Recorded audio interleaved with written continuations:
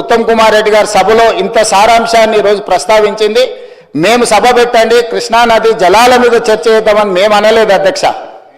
ప్రతిపక్ష నాయకుడు చంద్రశేఖరరావు గారు మాజీ ముఖ్యమంత్రిగా వారి పార్టీ కార్యాలయంలో పత్రికా సమావేశాన్ని పెట్టడమే కాకుండా టీఆర్ఎస్ ఎల్పీ సమావేశాన్ని బీఆర్ఎస్ ఎల్పీ సమావేశాన్ని పెట్టి ఎంపీలను ఎమ్మెల్సీలను ఎమ్మెల్యేలను పిలిచి కృష్ణానది జలాల మీద తెలంగాణకు నష్టం జరుగుతుంది, కృష్ణానది జలాల మీద మనం మాట్లాడాల్సింది ఉంది, మనం పోట్లాడాల్సింది ఉంది, దీన్ని ప్రాతిపదికన తెలంగాణలో రేపటి నుంచి మనము కార్యాచరణ తీసుకోబోతున్నామని వారు ప్రస్తావించారు అధ్యక్ష. అదేవిధంగా లెజిస్లేటివ్ అఫేర్స్ మినిస్టర్ గారు చెప్తున్నారు బీఏసీలో తమరి నాయకత్వంలో జరిగిన బీఏసీలో కూడా కృష్ణానది జలాల మీద ఈ సభలో చర్చ జరగాలని బీఆర్ఎస్ పార్టీ కోరుకున్నది. మిగతా ప్రతిపక్షాలు కూడా దీన్ని చర్చించాలనుకున్నారు. అందుకే మేము మా పార్టీ కార్యాలయంలోనో గాంధీ భవన్లోనో పత్రికా సమావేశాలలోనో కేసీఆర్ గారు విమర్శించిన చర్చలకు సమాధానం చెప్పి ఉండొచ్చు. కానీ దానివల్ల తెలంగాణ ప్రజలకు వాస్తవాలు వివరించిన వాళ్ళము కాదు. ప్రజలకు ఒకవైపు ఎవరికి వాళ్ళు ఎవరి మాటలు వాళ్ళు మాట్లాడితే ప్రజలకు పెద్దగా గందరగోళం వచ్చే పరిస్థితి ఉంటుంది. కాబట్టి సభలో ముఖాముఖి చర్చ చేయడం ద్వారా ఈ సమస్యను పరిష్కరిద్దామని సమావేశం పెడితే ఈరోజు సభకు రాలేదు అధ్యక్ష. సభకు రాకపోవడానికి కూనంనేని సాంబశివరావు గారు చెప్పారు, కారణమే లేదు అధ్యక్ష. ఈ జరిగిన చర్చల్ని ఈసారి సమావేశంలో జరిగిన చర్చల్ని మీరు నిజ నిర్ధారణ కమిటీకి ఇవ్వండి. ఎవరైనా అన్పార్లమెంటరీ పదాలు వాడడం కానీ ఎవరినైనా అవమానించడం కానీ నేను కొన్ని అంశాలు ప్రస్తావిస్తే వివరణ ఇవ్వడానికి తమరు మళ్ళీ వారికి హరీష్ రావు గారికి మీరు మైక్ ఇచ్చిండ్రు.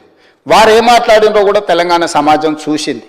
అయినా మేము సభలోకి రాము, మేము ఈ చర్చలో పాల్గొనము అని నిర్ణయం తీసుకోవడము ఇది పాలక పక్షాన్నో లేకపోతే మమ్మల్ని అవమానించడం కాదు అధ్యక్ష.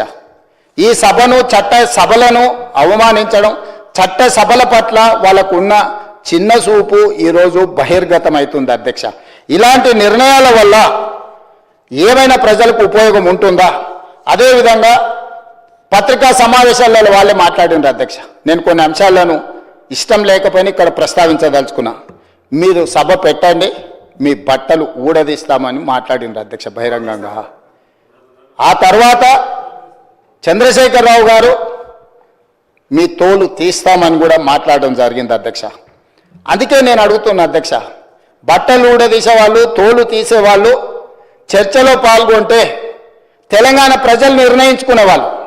ఎవరు బట్టలని తెలంగాణ ప్రజలు ఊడదీస్తారో, ఎవరు తోలు ఎవరు తీస్తారో 4 కోట్ల తెలంగాణ ప్రజలు ఈరోజు వాస్తవ పరిస్థితులను ఈరోజు చర్చకు జరిగేది ఉండేది అధ్యక్ష.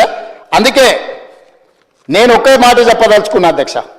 ఈరోజు ఈ చర్చల సారాంశం వారు వచ్చినా రాకపోయినా, వారి చర్చలో పాల్గొనకపోయినా తెలంగాణ సమాజానికి భవిష్యత్ తరాలకు కొన్ని వివరాలను అందించాల్సిన బాధ్యత ఈ సభ మీద ఉన్నది అధ్యక్ష. సభా నాయకుడిగా గ్రామీణ ప్రాంతాల నుంచి వచ్చిన నేను నదీ జలాలకు సంబంధించి, అదేవిధంగా నదీ జలాల కేటాయింపులకు సంబంధించి ఏ రకమైన విధి విధానాలు, పరిపాలన నిర్ణయాలు, నియమాలు ఉంటాయో కూడా ఈరోజు నేను ప్రస్తావించదలుచుకున్నా అధ్యక్ష. ఎక్కడైనా తెలంగాణ రాష్ట్రం ముఖ్యంగా కృష్ణానది, గోదావరి నదుల మధ్యలో ఉన్న ప్రాంతమే తెలంగాణ. నీళ్ల కోసమే కొట్లాడిన ప్రాంతం, నీళ్ల కోసం నీటి యుద్ధాలు జరిగిన ప్రాంతాలు, చరిత్రలు మనం చూసినాం. ఆనాడు రామ్జీ గోండ్ కానీ కొమరం భీముడు కానీ జల్ జమీన్ జంగల్ అని ఒక నినాదాన్ని తీసుకొని నీళ్ల కోసం, భూమి కోసం పోరాటాలు జరిగిన చరిత్ర మనం చూసినాం అధ్యక్ష.